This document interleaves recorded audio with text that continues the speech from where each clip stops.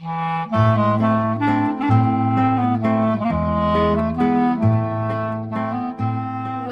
to Couples Therapy in 7 Words. I am your co-host, Judy Alexander, and I'm here with my husband, Dr. Bruce Chalmer. Well, hello, Judy. Hello, viewers. We have an interview today, which yet again is a treat. We have these fun interviews on this We podcast. do. We're very fortunate. And this one is all about fun, actually. It's an interview with Izzy Gesell. We've already done the interview, so we get to know what you're in for, and you're in for a treat. He's delightful, talks a lot about his work teaching, especially improv, in all kinds of settings that aren't about stand-up comedy. He has done stand-up comedy. Anyway, you'll get to hear that when you see the interview, which will be coming up. Just a couple of introductory notes. We want you to let people know about this podcast. Keep on doing that, folks. Our listenership keeps on growing. We keep getting more and more downloads. Who knew, you know? I know.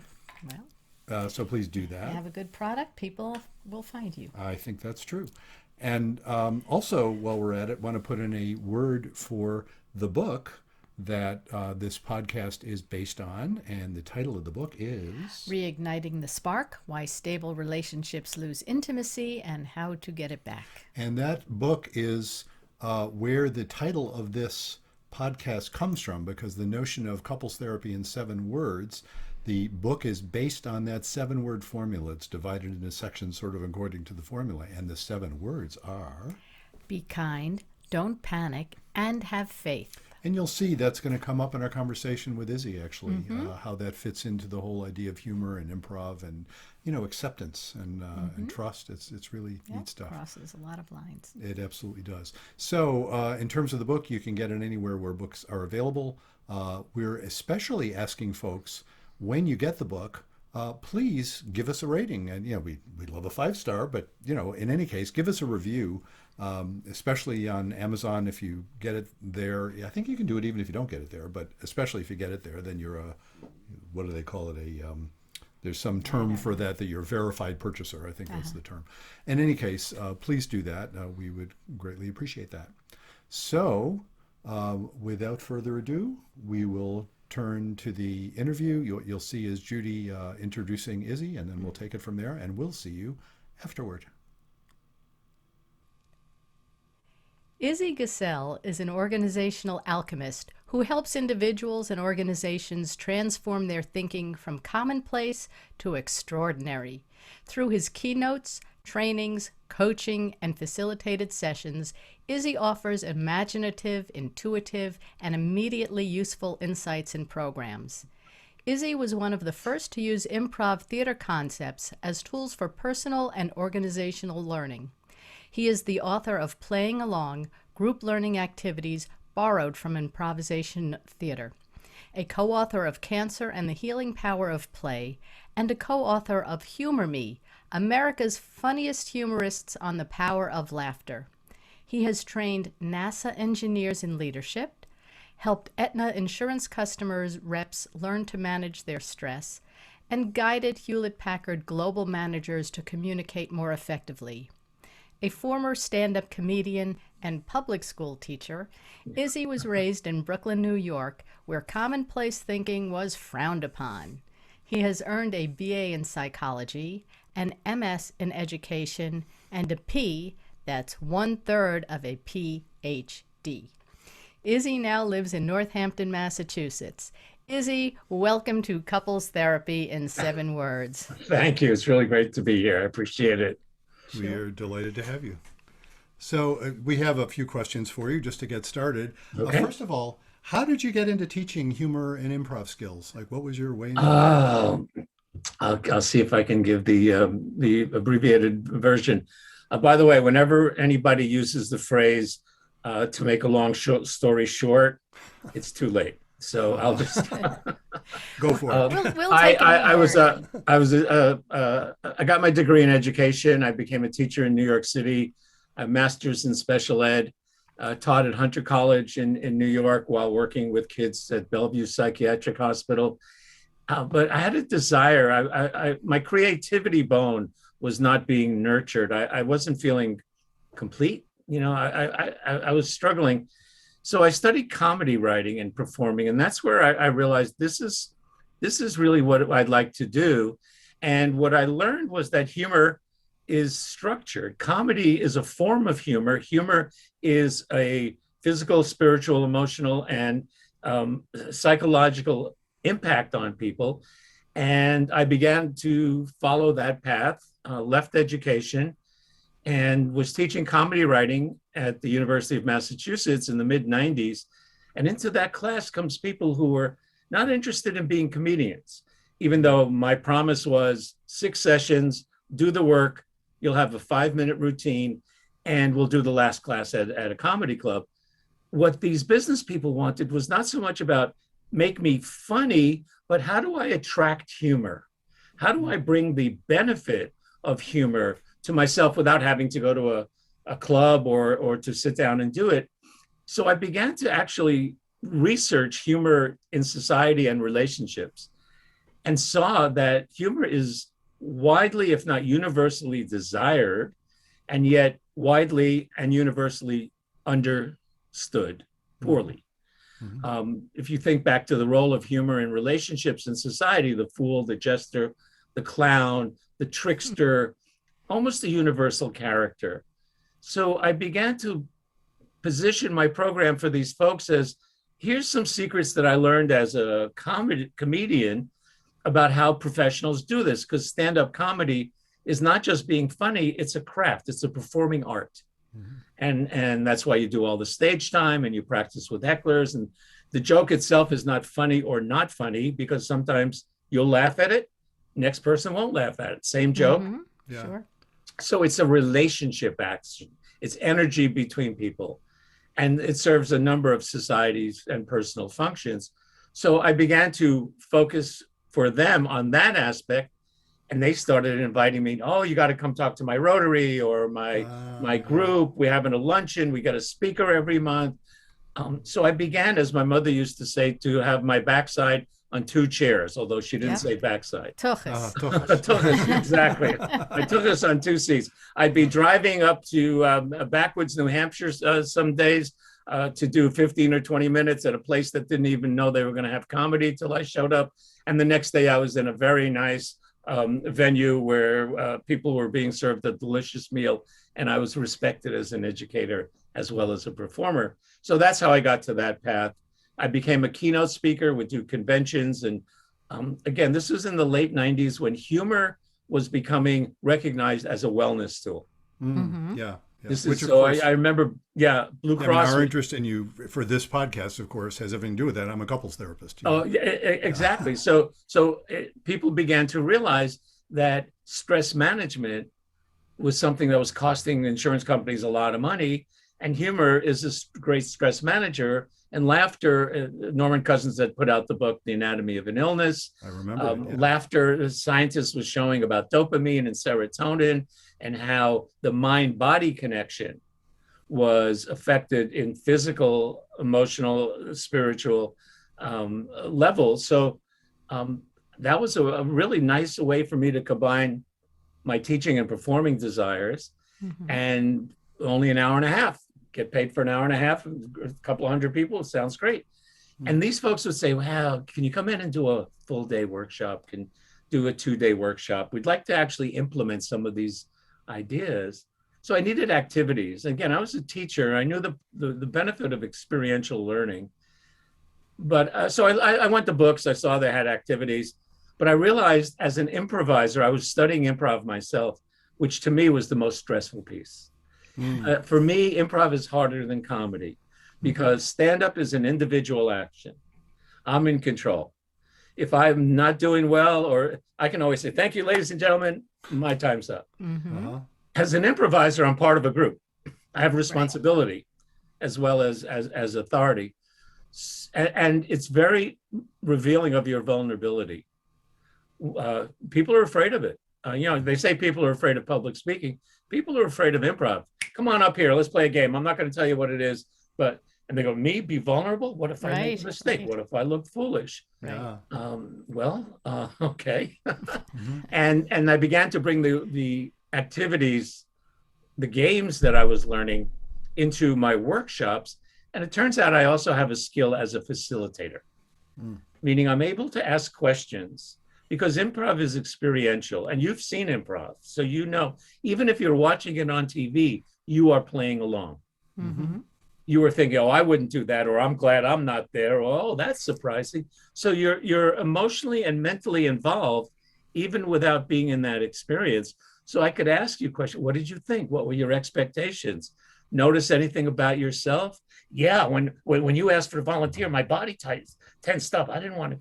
So there's a body connection, even though you're not on stage. Mm-hmm. So I realized, and again, I know this in hindsight, I wasn't that aware at the time, that there's a transformational aspect that if I ask the right questions and I make it psychologically safe for people to be vulnerable and expose their risk, expand their risk tolerance, for example, because that's what improv is. If you ask for a volunteer, you're going, what am I risking?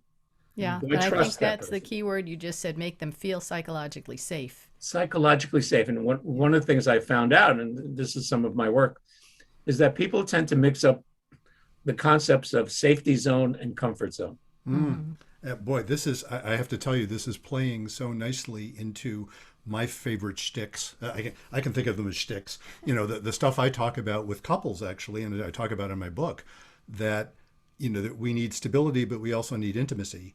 And the chief skill of intimacy, it's the very opposite of predictability. The chief skill of intimacy is tolerating anxiety. Very much the difference between safety zone and comfort zone. Exactly. Yes, be uncomfortable, but not to the point of panic.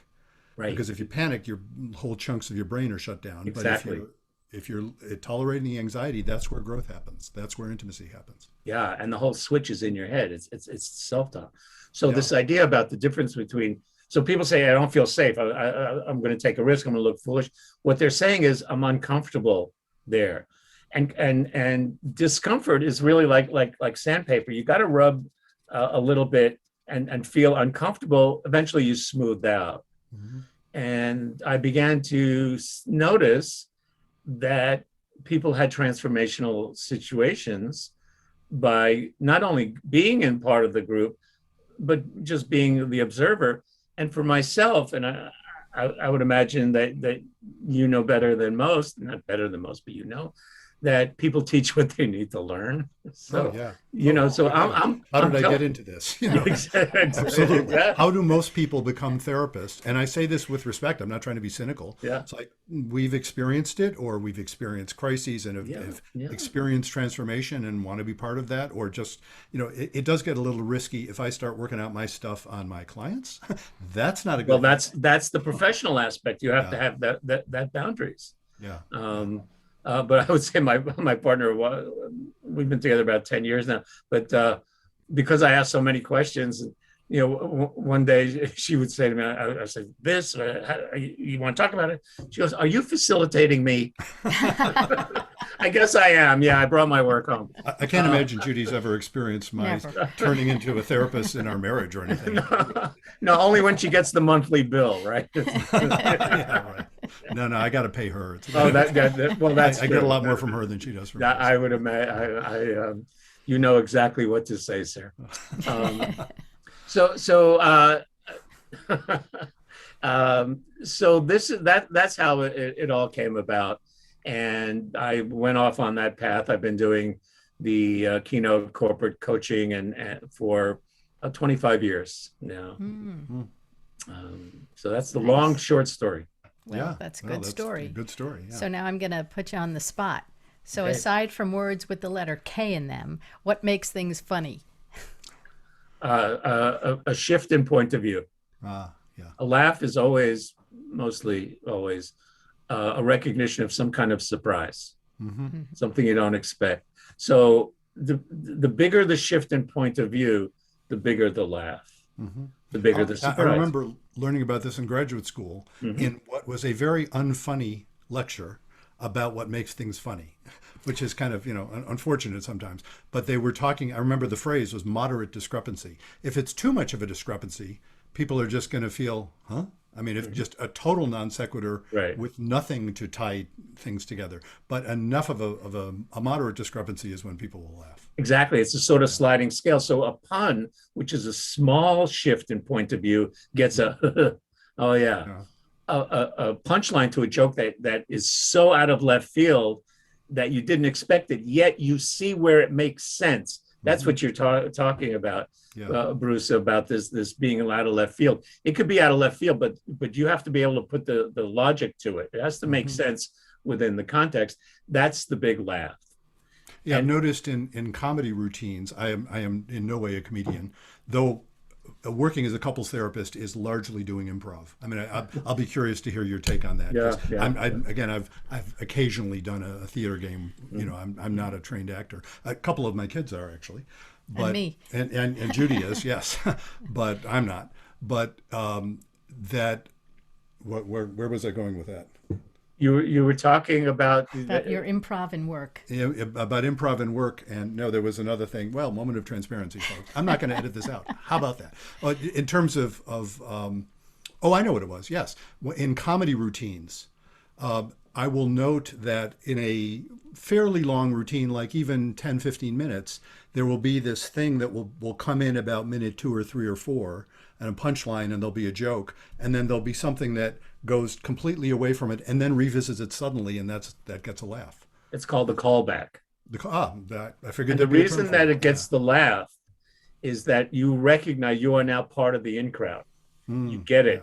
it. It was brought in earlier. Something was mentioned, a situation. Later on, they refer back to it, and we in the audience go, "I get it. I'm in on it." Yeah. So there's that the relational aspect to it. That what the performer has done is like any story. There's an arc to it, Hmm. and the arc creates emotions. If it makes sense, if you can relate to it, you connect to it. If it doesn't, it's irrelevant. But if you can see how it connects to point A and point B and then point C, you're in on it. And that is a very satisfying feeling. Yeah. So that feeling of being sort of part of the tribe in that moment, The in crowd, the in crowd. Yeah. I get it.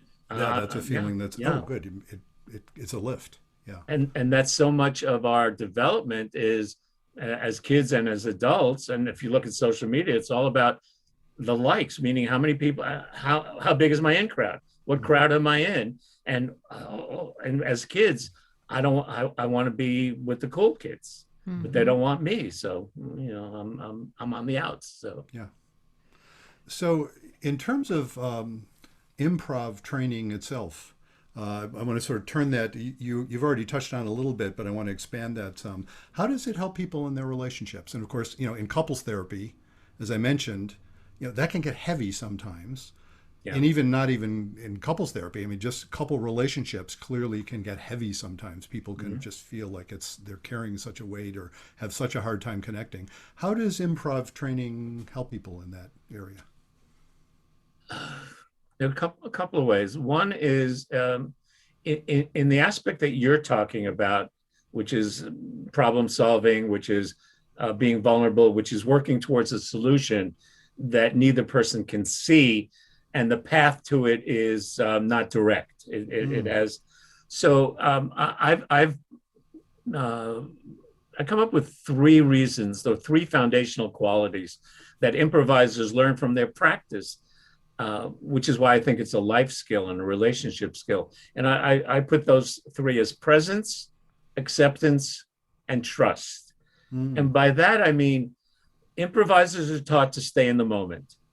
The past is gone, the future is unknown. Now is the only time we have to act. So they're very focused. And that's why they seem to think so fast. But they're not thinking fast, they're acting fast. They're not judging, was that good? What should I do? They're not going, where can I direct it? They're going, okay, I'm supposed to say a word. Here's a word, boom. So presence is the ability to stay in the moment. And there's a tactic known as the point of concentration, which Viola Spolin, one of the pioneers of modern improv, came up with. She was working with children. For her, the point of concentration is answer to the question, what's the smallest bit of information I need to focus on in order to move forward towards my goal?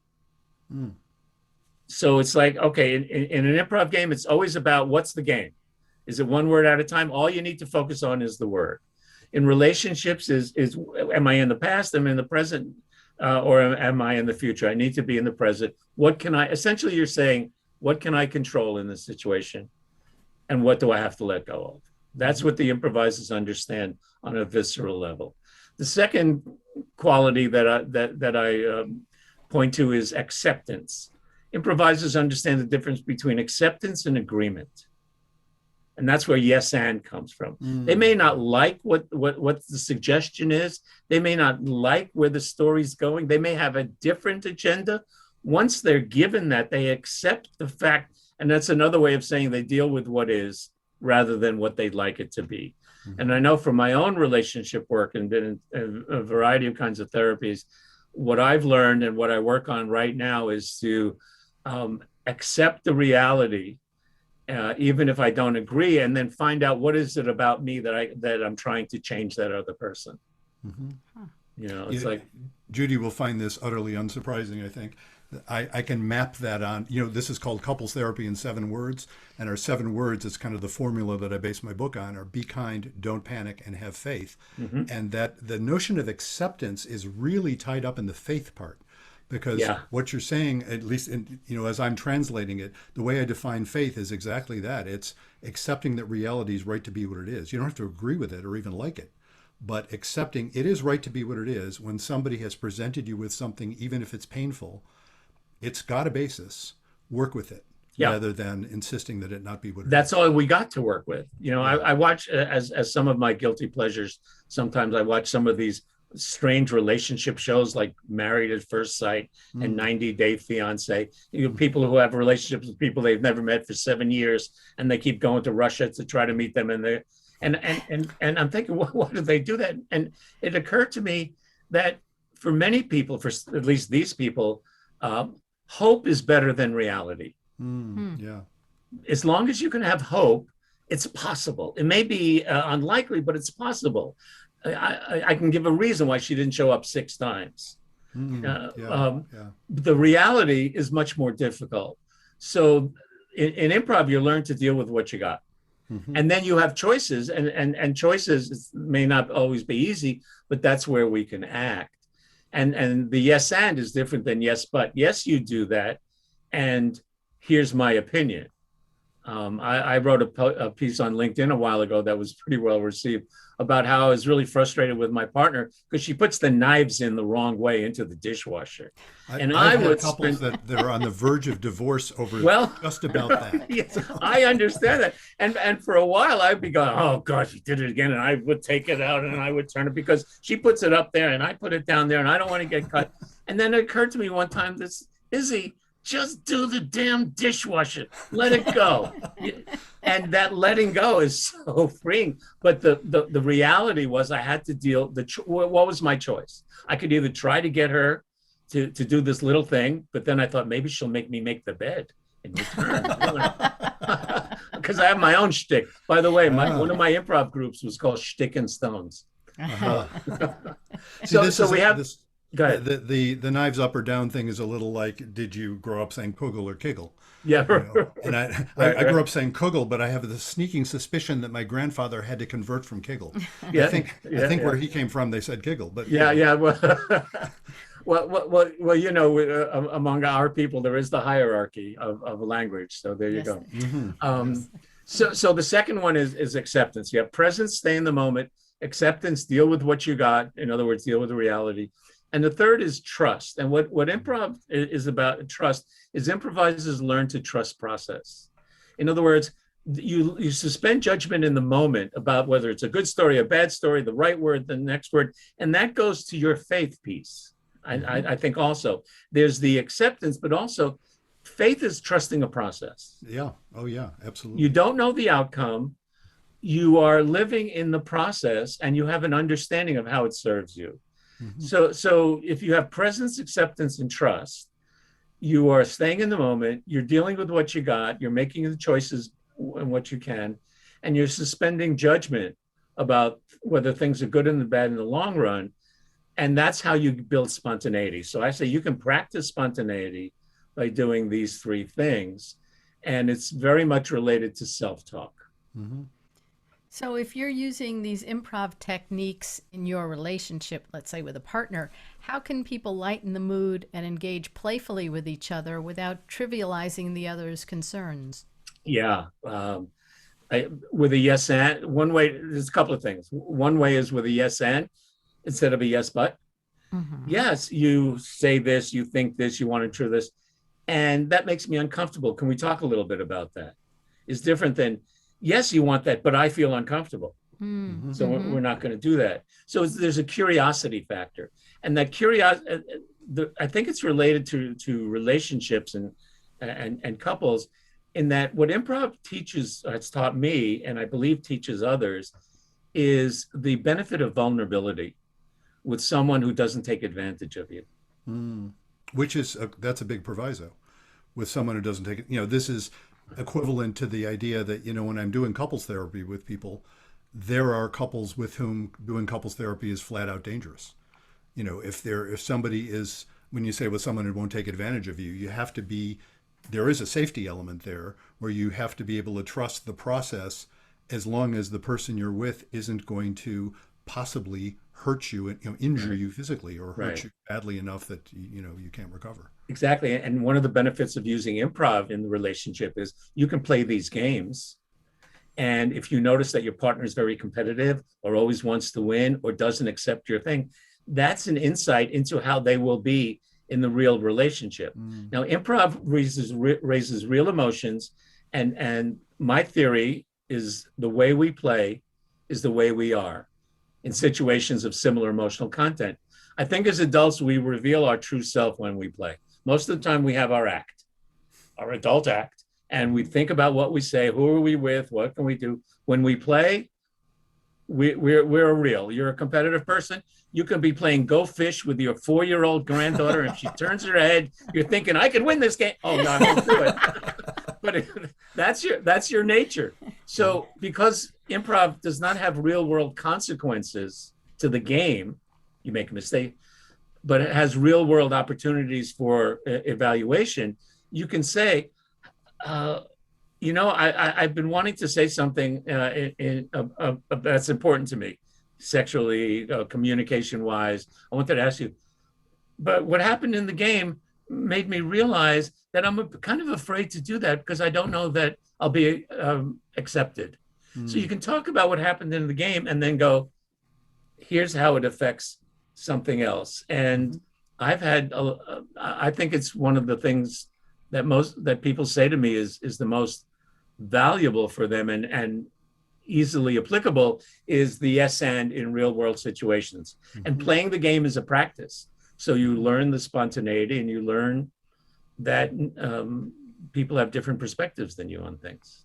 Picking up on but folks don't know we were chatting before we started recording, and you had mentioned you saw our interview we did with Susan Bratton, and I'm thinking, yes, that kind of game is especially applicable in sexual situations. For couples that want their to feel alive in their sex life, not just kind of boring routine. Yeah. That would be a way of doing it. Certainly, people play role playing games of all sorts, classically as part of sex, and a lot Yeah. of people are really uncomfortable with that, and some people can get comfortable with it, and it's improv would be part of that, I imagine. Yeah. The improv piece for that aspect, I would say that there are four things that come up that I think in the improv will lead to better sexual intimacy. Let's call it intimacy. Mm-hmm. One is vulnerability. Improv is always about vulnerability. And again, acceptance. You see that you're able to be vulnerable. The second is creativity. It's all about creativity and innovation. You don't know where you're going, but you're going with someone else and you're making Mm-hmm. stuff up. The third is acceptance. I mean, think about how powerful it is when whatever you say to your partner or suggest, shadow side, dark side, wacky side, the person may not agree, but will accept the fact that you said, yes, and I'm not comfortable. Yes, and Mm-hmm. tell me more. Maybe Yes, not and that, but how about this? Yeah. yeah, that reminds me that how about if we do this? So the Yeah. yes and is a negotiation technique. Mm-hmm. And improv is an interesting aspect in that it has boundaries. Each game has a suggested rule, Mm-hmm. and boundaries different, and consent is playing that game. I agree to play the game. So boundaries are allowing you to say no, and consent allows you to say yes. So so you learn these things. So we have the vulnerability, the creativity, the acceptance, and the fourth aspect that comes in here in terms of the intimacy is empathy. Yeah. Because people sitting in the audience, if I ask for a volunteer, people don't want to volunteer. And yet when someone volunteers, the audience feels for that person. They picture themselves as if they were there because their emotions go up with that person. Yeah. I can imagine myself up there. What would I do? I'd be so nervous. And so the empathy comes from that. So there's a segue. We were thinking, would you, and I know you had mentioned this on your website, you say this is something you'll often do with folks, so we're inviting you to do it. Can we play a game? Can you show us how this works? Let's play a game called One Word at a Time. And the idea here is that the three of us are going to create a story that's never been told before, and we do it one word at a time. We can go in order. So if I start and just go one after the other, Judy, and then you. My experience is that we'll not be able to predict where the story goes. And I would suggest we allow each other to use the words period, question mark, and exclamation point to indicate the end of a sentence. That helps round out the story. However, that can't be our turn. So when it's my turn, I can't always go period. I can't abdicate. Well, if you say period, then you have to give a word. Right? One word, yeah. So is that clear? One word at a time? Oh, yeah. Okay. Yeah. Okay. Let's pick a title of a story that's never been told before. How about The Beautiful Print? I'm looking at your print. Is that Dolly or Tanguy back there? Okay, got that kind of print. Got it. Yeah, okay. yeah. Perhaps that Beautiful print. Yeah. Once Upon time there was an awful artist who wanted to make some unusual art, period. Well, the artist forgot to inform his spouse that he was going to invite 3 models in his bedroom, period. And she Was not happy when he asked her if she wanted to strip with the others, period, the end. Who knew where that was going to go? Well, let's get your view. What was that like for you? Both, either or both. it was fun, but a little scary too. You know, I didn't want to be the one to screw up because I'm very competitive.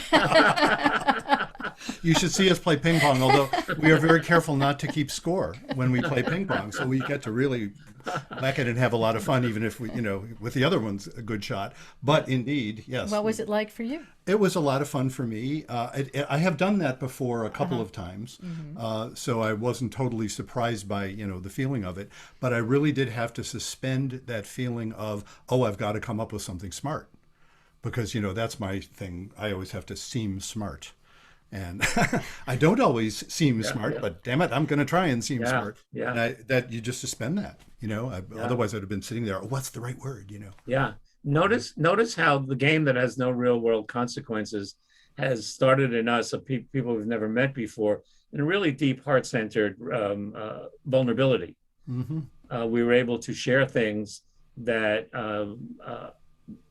come fast because there's a certain, once we're in this together, there's a certain connection. And it's easy to say, I'm listening to you, Judy. It's easy to make the connection to the physical intimacy about fun and fear. Isn't that a Yeah, description of a lot That's of a lot of what it's sex about. or dating? You know, dating, absolutely. fun and fear. So we can say, what were you afraid of? What was fun about it? So what was fun about it? Um, the fun part was to see what you two were going to come up with, Ah, and how I was going to play off of that. And that was both, as I said, fun and scary. Yeah, yeah. So yeah, it was fun to be in this together, Hmm. and just not know where things were going. I think I agree too. It's an intimate experience in the terms that I like to use. It's a very intimate experience, It is. and precisely because you don't know where it's going, and yet what all three of us came up with, no one of us would have come up with. We were a joint mind. Exactly. Yeah. This is very much I classify, and I've done this with 1,000 people in a room. And the way I do it is I bring somebody up to the stage, and I demonstrate with that person what it is, and then I get everybody in the room to go in duos or triads at their Yeah. tables, Hmm. and the buzz is great. A couple of things come to mind. One is this was an experience in presence, staying in the moment, like you mentioned. Acceptance, we had to accept whatever the other person's whatever word came to us, even though it wasn't what we expected, and we Right. trusted the process, and we were spontaneous. Hmm. And I think what was also so revealing that happens, by the time we were getting to the end of the story, we were in a flow.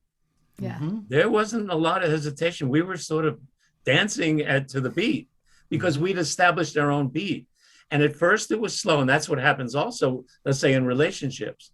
If it takes people, let's use the dance analogy, some people get right into it and some don't. And how do you dance in the intimacy dance when how do you have the patience to develop the shared flow when Hmm. one person maybe is stumbling and is embarrassed, Hmm. Right. or is uncertain? Mm-hmm. How do I have the courage to be vulnerable and say, I didn't understand that, or Yeah. that I'm uncomfortable? And trusting the process itself is not easy for a lot of folks. For people who have serious trauma backgrounds, Yes. it can be very scary to do something like that. The other I hate to categorize people, but the other category sort of folks are people on the spectrum. Which is because I see that a fair amount. People who are very high functioning, but Yeah. Yeah. often have difficulty at the meta level. You say, Yes. kind of accepting the process and distinguishing between what's going on in the game and what the rules of the game are. Yeah. That Yeah. can be difficult for some folks too. Another aspect from your work that I was looking at that is relevant, that comes to mind, is you had this concept of stability and novelty. Intimacy, stability, and Intimacy, intimacy. Yeah, stability, and maybe Susan had the novelty piece, yeah, but it really, that's exactly what would happen. The stability is the structure of the game. yes. The intimacy is the trust we have in each other, and the novelty is the creation. Mm-hmm. Yeah. So it's a creative act.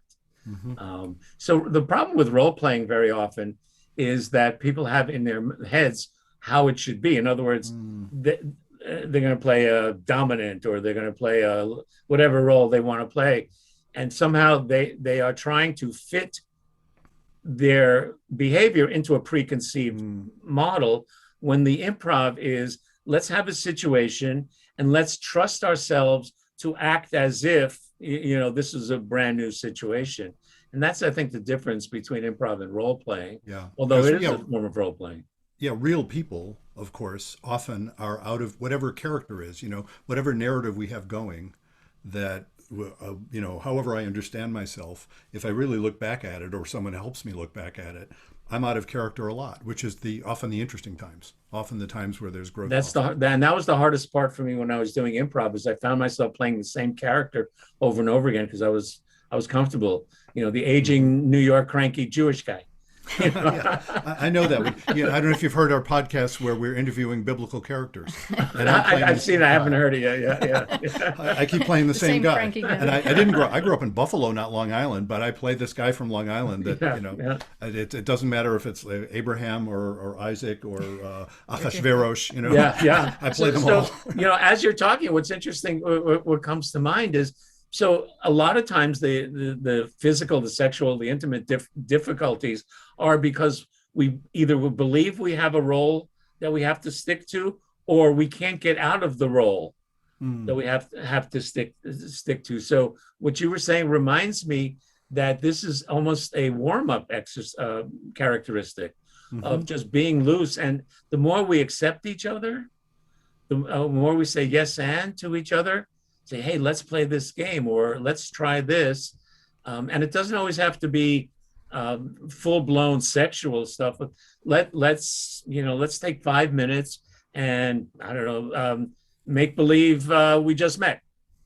We have 5 minutes and we just met, and let's see if we what would you say? Because there are improv games that are time factors. So there's a game called 60, 30, 15, where you have people in a scenario and they're given a task. So let's say it's a task of a father teaching his daughter to throw a baseball. Okay, you have 60 seconds, and they act it out. And then the second round is now you have 30 seconds. Same thing. Wow. Now you have 15 seconds. The goal is to show people how you can just cut things. What's the core? And I've done this activity when I work with scientists or who tend to think of their whole 12-year academic career. They try to put it on PowerPoint for a 45-minute demonstration and say, you got 60 seconds. Okay, now 30, now 15. And you find out what the one thing is that they need to say. Yeah. That's a neat, I don't know, I'd have to think about it, but that I can imagine something like that in a therapy session where people are dealing with a particular thing. And if you can invite them to trust that process could be useful, they get down, one of my other little shticks is, a little catchphrase I have, is get to the right argument. Because a lot of times people argue about everything except what's really scaring them. Yeah. And that's a way of just saying, well, what if you just boil that down even further? That's an interesting approach. My take on that, my version is, what's the real question? Yeah. So somebody says, do you want to eat? What's the real question? Oh, you're hungry. Okay. Yep. What's the real question? And that's similar. That's similar to that. Yeah. There's another restrictive game called 6-word story, where you just try to have somebody give the. When I do workshops, even online, I'll ask people to come in with at home. In 6 words and exactly 6 words only. Actually, I'd like you each to try it. In 6 words and 6 word only, something about you that most people don't know. Well, you go first. Well, you go first. Sorry, that's only 4 words. Oh, that wasn't enough words, was it? Yeah. Well, no, you can take some time. There's 6 words. I got one. Go ahead. I jumped out of an airplane. Yeah, you go. 6 words. Yeah. Yeah. Wow. Go ahead. Not acceptable. I don't know how to paint. Okay. Although most people do know about that. Well, it doesn't matter. We're talking about you. There you go. Yeah. So that's another example. And one of the points I make is that restrictions lead to creativity. Yes. And if we're going into the intimacy part of that, sometimes we don't have enough time. I need more foreplay. We don't have batteries for the toys. So what can we do? What if we're and again, the practice of the improv is really about feeling comfortable with restrictions and seeing them as opportunities for mentally trying to adapt to them. Well, I want to segue, if we can, with something we usually do with our guests is we have a listener question. This one I kind of fished out of the archives, and I realize you'll hear when we do the question. It's an aspect of your work we just mentioned briefly in the bio, but haven't talked about yet. So you'll hear in this letter. But we'd like to do this letter and have you respond and see what you think, and we'll. Oh, I have to improvise? Oh no. Well, you'll have to improvise. Oh my. Yeah, but see how it goes. So go for it. Okay. So Tammy writes, Dear Dr. Chalmer, My husband Frank and I are both in our mid-50s. We've been married for 28 years. We have 2 adult children, ages 26 and 23, who are finally out on their own. We've had our ups and downs, but overall it's been a good marriage. I love him, and I know he loves me. We've had our separate hobbies and interests, but also love to play golf and travel together. I've always been able to count on Frank to cheer me up if I'm down. He just seems to know what to say, and sometimes he can be hilarious. Last spring, in the middle of COVID, Frank was diagnosed with non-Hodgkin's lymphoma. They caught it pretty early, and his treatment has gone well, but this has thrown us both for a loop. I'm trying to be strong for Frank, but this has scared me half to death. And even though he tries to hide it, I can see he's scared too. Frank's oncologist has told us that a lot of couples experience marital problems when one of them is going through cancer treatment, and said couples therapy might help. I wouldn't say our marriage is in any danger, but I can definitely feel that our connection is strained sometimes because of the stress. If you were working with us, what would you recommend? What might help us deal with this together? First thing I'd say is that I'd acknowledge the fact that her foundation has been totally disrupted. And that it makes sense that there's a feeling of chaos and maybe sort of like an earthquake underneath. Using the work that we had just talked about, I do work with caregivers about resiliency and using humor and play. And it may be that it's possible to have some easy games, maybe even one word at a time game, where you take it away from trying to solve the problem directly, but that you have a little distraction saying, look, this is the acceptance. Right now, the acceptance is this is the situation. Perhaps we can find some ways to distract us, which is perfectly fine, and to find new ways. It's like we have to reintegrate in different formats, and maybe finding something to play, or maybe finding something to do together online or in person would allow us to reconnect our bonds. And the improv piece, I think, is important because of the vulnerability. So many female caregivers have responsibility, which means they don't do the oxygen mask theory. They don't take care of themselves. Yeah. So maybe a part of the conversation, the real part of the conversation is, look, I need energy, you need energy, I have to take care of myself. Let's work together to make a plan where I'm getting some nourishment spiritually, emotionally, psychically, physically, and you are also. We'll take the doctor. So begin to problem solve and put play into the problem solving. And finally, I would say, let's do a humor profile. Let's make a list of the things that make you laugh. So I'll know what movies to get to. I'll know what comedians to do. And I'll tell you what makes me laugh. And maybe we'd find things that we could laugh at together so that we have an arsenal of play and humor to help us. Do you want to speak at all? I mean, feel free if you want to speak at all of your own experience that kind of got you into that, because I noted that on your website. Yeah. I had prostate cancer 2002, and I had and for a while I was presenting programs on the importance of humor for survivors, caregivers, and professionals. And there is humor. You know, as I said, I would have to take my own advice. And my desire to call my program was every silver lining has a dark cloud, but people talked me out of that one. I think it's a great title, actually. It's pretty good, right? The heart behind the chart about the person. So the humor skill that I learned in comedy writing is really to look at reality and see different points of view. So, for example, I had a bit about one of the things that happens when you have cancer is you become an expert. People ask you questions, they want to know things.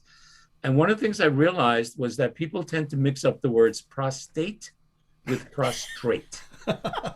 So people would say, Yes, "Oh, they you do. have prostate cancer." I go, "No, no, no. Again, I'm an educator. I have cancer. I have to tell people it's prostate." And other people, you can't sell 1 million people.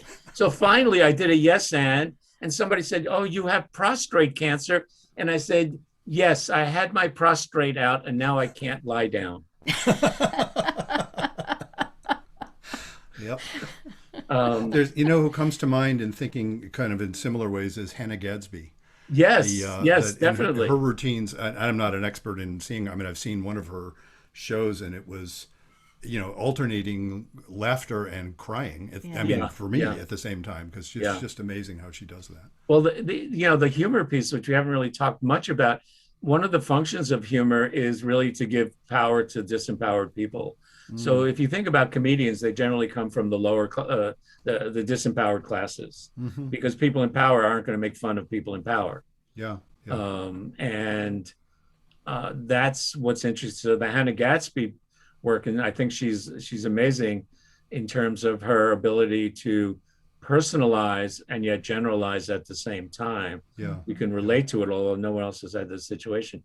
There's another show on Netflix by Bo Burnham that he did a whole year of, and he was in a single room, and he did a whole year of routines on being locked down, and the Mm. creativity of the restriction is just interesting. Hmm. So yeah, Hannah Gatsby is definitely one of my heroes. Hmm. Well, this has been great. It's been Thank you, Izzy. delightful. This has been delightful. I Thank you enjoyed it a lot. for being on, and why don't you put in a plug for your website? Let people know, and IzzyG.com, I'll put that on the screen when we, IZZYG.com. yeah. Hmm. Um, and yeah, I'd love to hear people on LinkedIn or send me an email. And if you have questions about humor, and be happy to share. Great. Well, thanks a Wonderful. lot. Thank you so much, Izzy. Bye bye. Bye bye. Well, we hope you enjoyed that interview with Izzy. I know we certainly did. And, just like Izzy was fielding listener questions, we hope that you too will send in your questions, if you have any questions, about your relationships. And perhaps Bruce and I can answer it, or one of our guests will answer it. And Yes, I was go going to for say, it. you can send those questions, you can email them to bruce@brucechalmer.com, or visit the website brucechalmer.com. And when you visit the website, brucechalmer.com, that's where you can not only contact us, you can also suggest topics. You don't have to just have a question about your own life, and also suggest other guests. We're getting contacted by folks who want to be on our show, which is really kind of cool. But feel free, if that's you, by the way, if you think you would be fun to have on the show. Right, that's how Izzy found us. That's He how wanted Izzy to found be on the us. show, and Susan. That's The right. last couple of ones that we've had, they found us. So, Yeah. we'd love to hear. We'd love to have you on our show. So please contact us and fill out the part on the website. Yeah, and you can even schedule a time. There's a link to our calendar right on there, and you can schedule the time. And just want to mention again the book. Put in a little commercial for the book, Reigniting the Spark: Why Stable Relationships Lose Intimacy and How to Get It Back. You can get it anywhere books are sold. I think it's a darn good book. I mean, maybe I'm a little Yes. biased. And it's also on an audio version, It is, and it's on Kindle. all of the above. And I actually did the narration for the audio version, so you get to hear me reading it. Your dulcet tones. My dulcet tones, indeed. And so the other thing we'd like you to do is do the sort of things that let people know about the podcast. Please comment and rate us and like our us posts and follow us and share us on social media. all that stuff. All that stuff. Absolutely. And so until next time, Remember, be kind don't panic. and have faith.